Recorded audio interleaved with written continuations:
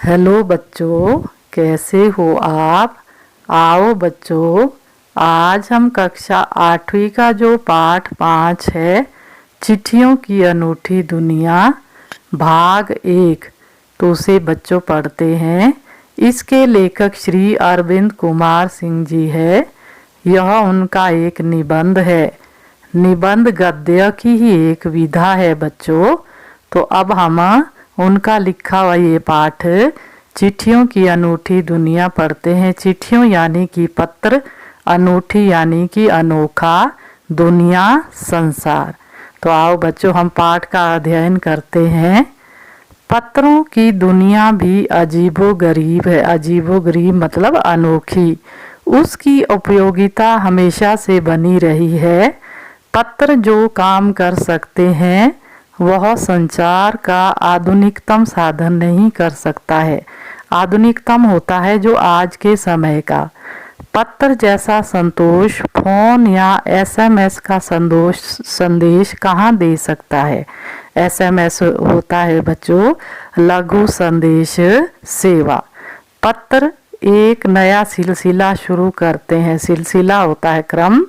और राजनीति, साहित्य तथा कला के क्षेत्रों में तमाम विवाद और नई घटनाओं की जड़ भी पत्र ही होते हैं। तमाम हुआ सारे, विवाद होता है बच्चों झगड़ा। दुनिया का तमाम साहित्य पत्रों पर केंद्रित है और मानव सभ्यता के विकास में इन पत्रों ने अनूठी भूमिका निभाई है।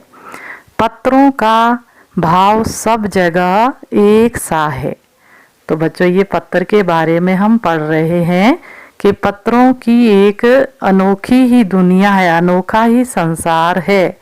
अब पत्रों का जो क्रम है वह किस तरह से राजनीति और साहित्य और कला के क्षेत्रों में भी चलता है। अब आगे पढ़ते हैं बच्चों। भले ही उसका नाम अलग अलग हो, पत्र को उर्दू में खत, संस्कृत में पत्र, कन्नड़ में कागद, तेलुगु में उत्तरम, जाबू और लेख तथा तमिल में कडिद कहा जाता है। तो बच्चों ये याद रखना है, हमने अलग अलग भाषा में पत्र को अलग अलग नाम से जाना जाता है। पत्र यादों को सहेज कर रखते हैं। सहेज कर होता है संभाल कर। इसमें किसी को कोई संदेह नहीं है। संदेह मतलब शक। हर एक की अपनी पत्र लेखन कला है और हर एक के पत्रों का अपना दायरा। दुनिया भर में रोज करोड़ों पत्र एक दूसरे को तलाशते तमाम ठिकानों तक पहुंचते हैं। अब कहते जो पत्र का आवागमन है, आना जाना, तो वह कहते चला रहता है। तो करोड़ों पत्र जो है एक स्थान से दूसरे स्थान पर हर रोज जाते हैं, ऐसा लेखक ने कहा है बच्चों। तो हम पत्र के बारे में इस निबंध में जान रहे हैं कि पत्र कैसे जो है अलग अलग क्षेत्र में उसका अलग अलग तरह से महत्व है।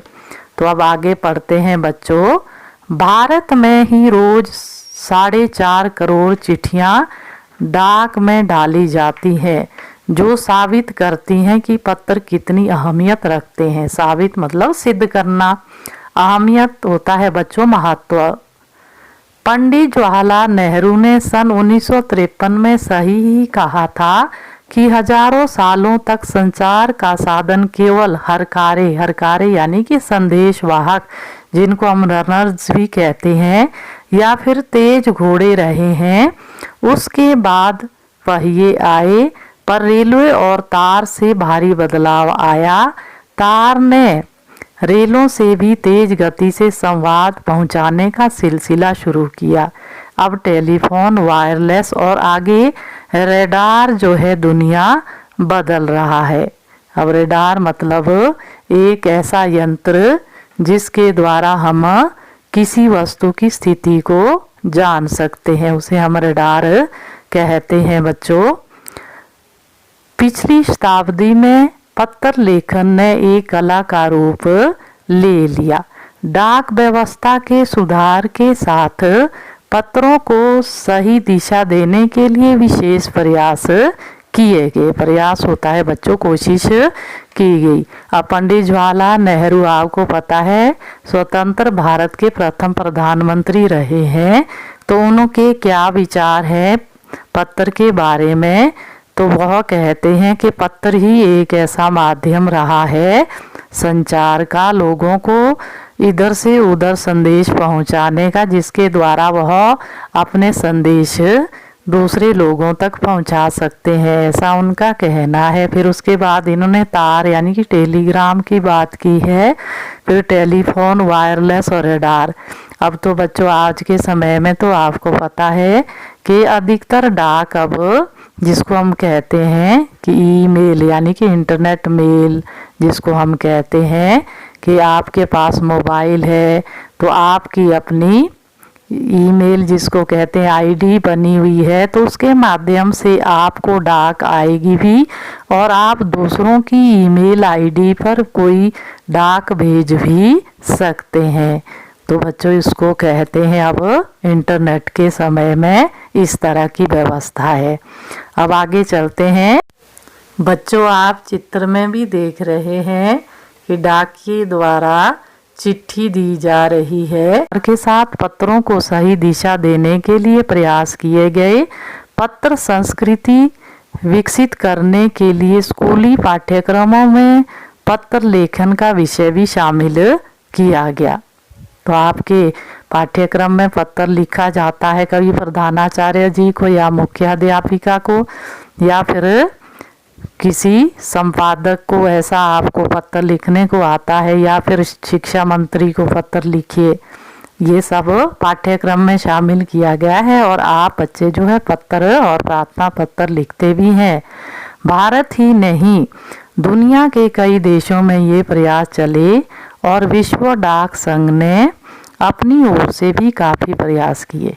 विश्व डाक संघ की ओर से 16 वर्ष से कम आयु वर्ग के बच्चों के लिए पत्र लेखन प्रतियोगिताएं आयोजित करने का सिलसिला सन 1972 से शुरू किया गया।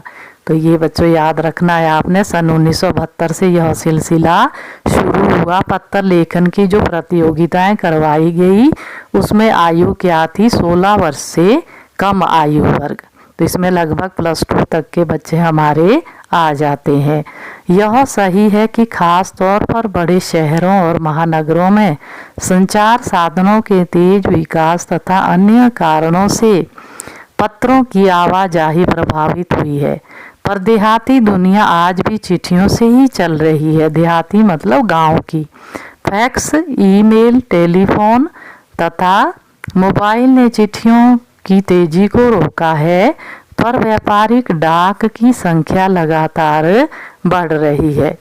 तो बच्चों ये कहते हैं कि भले ही आज इंटरनेट का ज़माना है, टेलीफोन का ज़माना है, मोबाइल है लोगों के पास, लोगों की चिट्ठियों को तो रोका गया है, लेकिन जो व्यापारिक डाक है उसकी संख्या कहते लगातार बढ़ रही है। तो ऐसा इसमें बच्चों बताया गया है। तो चिट्ठियों की एक अपनी अनोखी दुनिया है। तो ये पाठ का हमने जो पहला भाग पढ़ा है बच्चों, तो उम्मीद करती हूँ कि पहला भाग आपको समझ आया होगा। तो इसमें आपको बताया गया कि चिट्ठियाँ क्या महत्व रखती है और पंडित जवाहरलाल नेहरू ने चिट्ठियों के बारे में क्या कहा और प्रतियोगिताएं बच्चों के लिए किस सन में शुरू करवाई गई। तो ये सब बातें आज हमने पढ़ी और पाठ में कुछ कठिन शब्द आए हैं, तो इन कठिन शब्दों को आपने ध्यान से पढ़ना है, क्योंकि मैंने पाठ में पढ़ते हुए अर्थ इनके बताए हैं। तो आप इन कठिन शब्दों के अर्थों को अपनी कॉपियों में साफ सुथरा और सुंदर तरीके से लिख सकते हैं और साथ में आपने इसको याद भी करना है, क्योंकि ये परीक्षा में भी आपको अब पूछे जाते हैं कठिन शब्दों के अर्थ। तो पाठ की अच्छी समझ के लिए भी कठिन शब्दों के अर्थ हमें आना जरूरी है बच्चों। तो उम्मीद करती हूँ कि आज का ये चिट्ठियों की अनूठी दुनिया जो पाठ हमने भाग 1 पढ़ा है, तो ये आपको ज़रूर समझ आया होगा। तो बच्चों आज की वीडियो में हम इतना ही